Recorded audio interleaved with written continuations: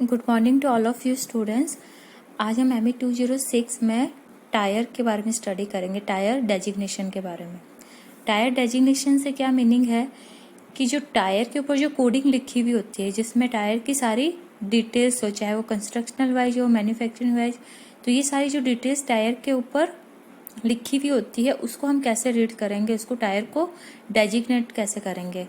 तो इसमें कुछ बेसिक टर्मिनोलॉजी है कि डब्ल्यू क्या होगा। डब्ल्यू मीन्स विड्थ इन इंचेज या mm, यानी जो विड्थ होगी टायर की वो आइदर तो आपके इंचेज में दे रखी होगी या फिर mm में।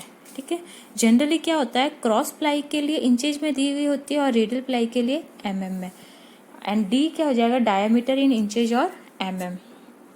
तो हमने जब व्हील के डायमेंशंस पढ़े थे तो उसमें हमने स्ट्रक्चर देखा था ऐसे कि जो व्हील और टायर का स्ट्रक्चर कैसे होता है, क्रॉस सेक्शन इसका। तो ये हो गई आपकी इसकी रिम, यानी जो व्हील की जो रिम होती है।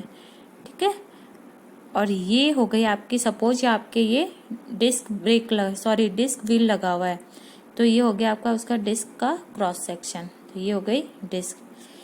अब क्या होता है, ये वेल टाइप जो स्ट्रक्चर होता है इसके ऊपर आपका टायर माउंटेड रहता है। तो ये आपका सपोज ट्यूब टायर आपका ये क्या है यहाँ पे माउंटेड।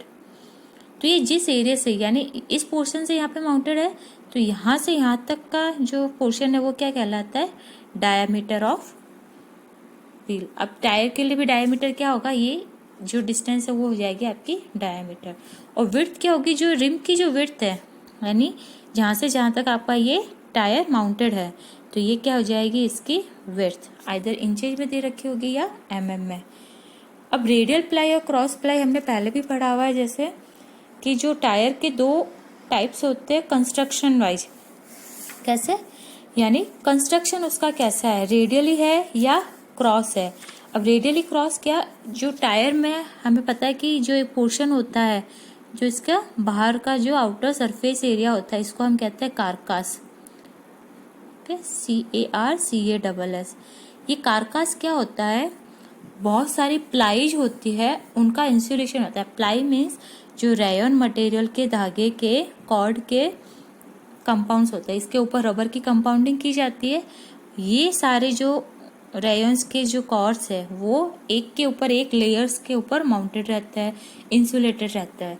तो ये सारा प्लाईज मिलके क्या कहलाता है, कारकास। इसके ऊपर की कवरिंग को हम कहते हैं साइड वॉल। तो कारकास का स्ट्रक्चर कैसा है, अगर जो प्लाई है, कॉर्ड्स है, वो अगर क्रॉस में लगी हुई है ऐसे एंगल पर, तो उसको हम कहते हैं क्रॉस प्लाई टायर। और अगर रेडियली यानी सर्कमफेरेंस वाली डायरेक्शन में लगी हुई है तो उसको हम कहेंगे रेडियल प्लाई टायर। तो इन दोनों के लिए हम अलग अलग कोडिंग आज स्टडी करेंगे।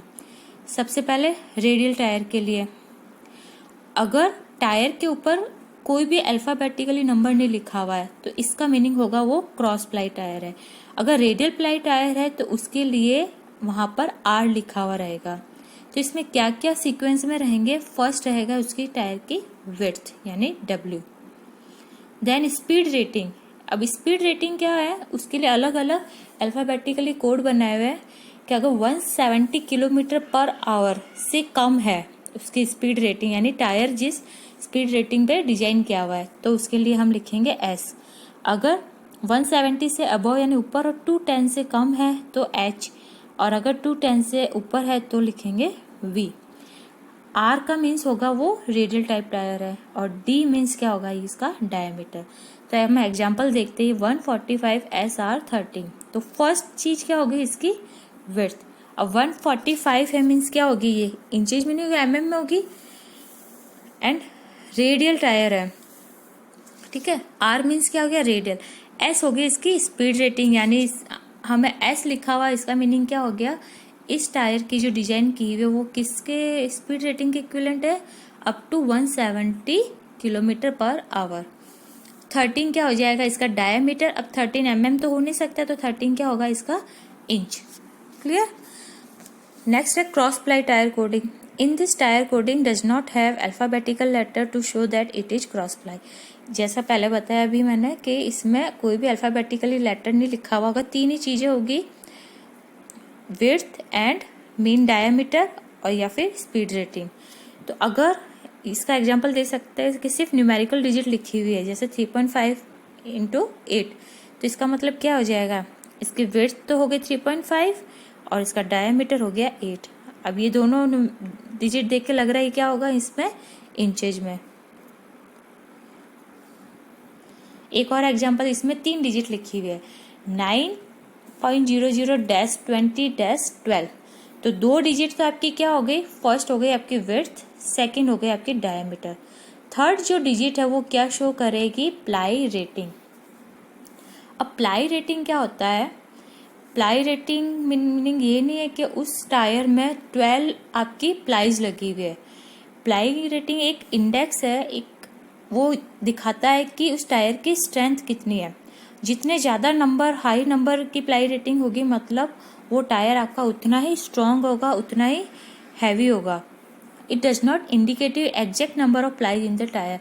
इस 12 नंबर फिगर का मतलब ये नहीं होगा कि उसमें 12 प्लाईज ही माउंटेड है। It is only the relative index of tyre strength and load carrying capacity. The more plies the more heavy duty tyre, यानी जितना heavy duty tyre, heavy vehicle के लिए जो टायर्स होंगे उनकी प्लाई रेटिंग क्या होगी, उतनी ही हाई। लो प्लाई रेटिंग मीन्स वो टायर आपका लो ड्यूटी के लिए, लो व्हीकल के लिए, लाइट व्हीकल्स के लिए काम में आएगा। अब इसमें एक दूसरा सिस्टम भी है जिसमें सीक्वेंस कैसे दे रखी होगी, फर्स्ट होगी आपकी load size relationship. It is represented by a letter. The lower the letter in the alphabet, the smaller the size and load carrying capacity of the tire. जो अल्फ़ाबेटिकली लेटर है आपके A to Z, ठीक है। तो जितना lower letter होगा means क्या होगा, उसकी जो लोड कैरिंग कैपेसिटी है, जो उसकी साइज है वो कम होगी। हायर लेटर मीन्स वो बड़ी साइज का होगा और उसकी लोड कैरिंग कैपेसिटी भी ज़्यादा होगी। सेकंड होगा टायर कंस्ट्रक्शन। वो इंडिकेट करेगा कि टायर कौन से टाइप का है। अगर आर लिखा हुआ होगा तो रेडियल टायर, कुछ नहीं लिखा हुआ होगा तो क्रॉस प्लाई टायर। थर्ड है एस्पेक्ट रेशियो। एस्पेक्ट रेशियो क्या होता है, ये जनरली परसेंटेज में दिया जाता है। टायर की जो सेक्शन हाइट है और विड्थ का रेशियो, यानी टायर की हाइट और विड्थ का रेशियो आपका क्या कहलाता है, एस्पेक्ट रेशियो। ये क्वेश्चन में जब भी दिया हुआ रहेगा तो वो आपको किस में रहेगा, ऐसे परसेंटेज में। नेक्स्ट है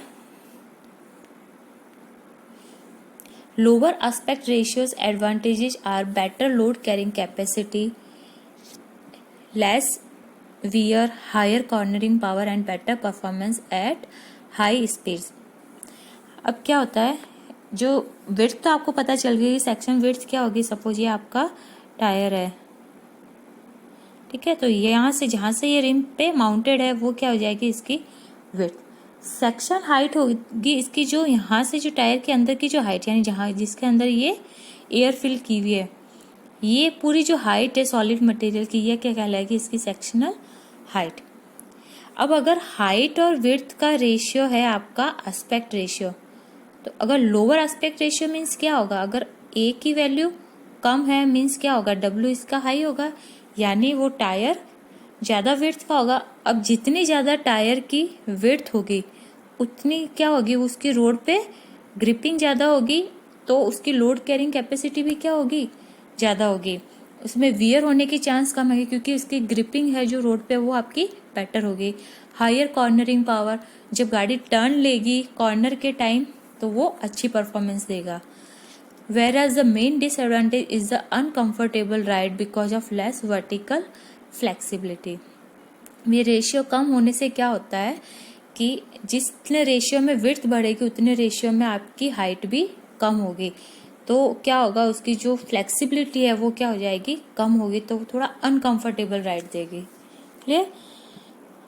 फोर्थ डेटा होगा इसमें रिम की साइज इन इंचेज। अब एग्जाम्पल के तौर पे हम देखेंगे कि FR78-15।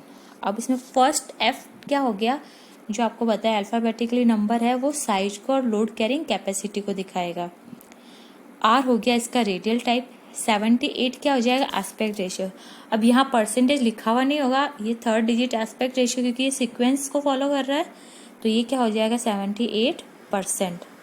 और 15 हो जाएगा रिम का डायमीटर इन इंचेज में। एक और मेथड है जो इंटरनेशनली रिकॉग्नाइज्ड है, नॉमेनक्लेचर है टायर्स के लिए। उसमें आपकी और भी एक्स्ट्रा डिटेल्स लिखी हुई होती है। जैसे फर्स्ट सीक्वेंस में होगा इसका 1 optional letter indicating the tyre use. अब उस टायर का, पर्टिकुलर टायर का किस टाइप के व्हीकल के लिए यूज होना है उसके लिए एक लेटर होगा। अगर पैसेंजर व्हीकल के लिए है तो पी लेटर, कमर्शियल व्हीकल के लिए तो सी, लाइट ड्यूटी व्हीकल यानी लाइट ट्रक्स के लिए है तो LT। इस तरह से और भी एग्जांपल्स हो गए जो व्हीकल के यूजेज के अकॉर्डिंग उसको शो करेगा। सेकंड होगा width of tyre in mm। उसके बाद एक स्लैश आएगा, देन एस्पेक्ट रेशियो आएगा, वो किस में होगा, परसेंटेज में। फिफ्थ होगा नेचर ऑफ द टायर कार्कास, ठीक है। तो R लिखा हुआ होगा मीन्स रेडियल टायर कार्कास मीन्स जो कार्कास का स्ट्रक्चर किससे बनता है, प्लाई रेटिंग से, प्लाई से। तो प्लाई है वो कैसे होगी, अगर डायगनली क्रॉस में होगी तो उसके लिए D लिखा हुआ होगा और रेडियली होगी तो R लिखा हुआ होगा। 6 उसमें होगा diameter of the wheel rim on which tyre is intended to fit in inches, ठीक है, व्हील रिम का डायमीटर। 7 होगा लोड इंडेक्स उसका। 8 होगा उसका स्पीड रेटिंग जो अभी आपको पहले बताया था SH एंड V। 9 होगा एडिशनल मार्क्स इफ एनी, ठीक है। इसके अलावा कुछ और डिटेल्स लिखनी होगी तो उसके लिए। अब ये एग्जाम्पल से हम समझ सकते हैं। ये एग्जाम्पल देखिए आप, P205/75R1485H। तो फर्स्ट P मीन्स क्या हो जाएगा, वो जो टायर वो किसके लिए है, पैसेंजर व्हीकल के लिए। 205 सेकेंड नंबर होगी उसकी विड्थ, वो होगी mm में। स्लैश देन थर्ड डिजिट होगा जो फोर्थ, वो क्या हो जाएगा, एस्पेक्ट रेशियो परसेंटेज में 75%। R मीन्स होगा वो रेडियल टायर है। अब 14 में क्या होगा, फर्स्ट 2 डिजिट होगी इसका डायमीटर। अब ये किस में होगा, इंचेज में। एंड सेकंड 2 डिजिट क्या हो जाएगी, लोड इंडेक्स, ठीक है। ये लोड इंडेक्स कितना है इसका, 85। H हो जाएगी इसकी स्पीड रेटिंग जो SHV बताए थे आपको, तो H क्या हो जाएगा, अप टू 210 km/h। तो इस तरह से अलग अलग जो नॉमेनक्लेचर वाले सिस्टम्स आपको बता दिए। तो जो डिटेल वाला नॉमेनक्लेचर है वो आपका ये रहेगा, इसमें सारी डिटेल्स उसकी आ जाती है, तो चाहे वो रेडियल टायर हो या cross ply tyre. Thank you.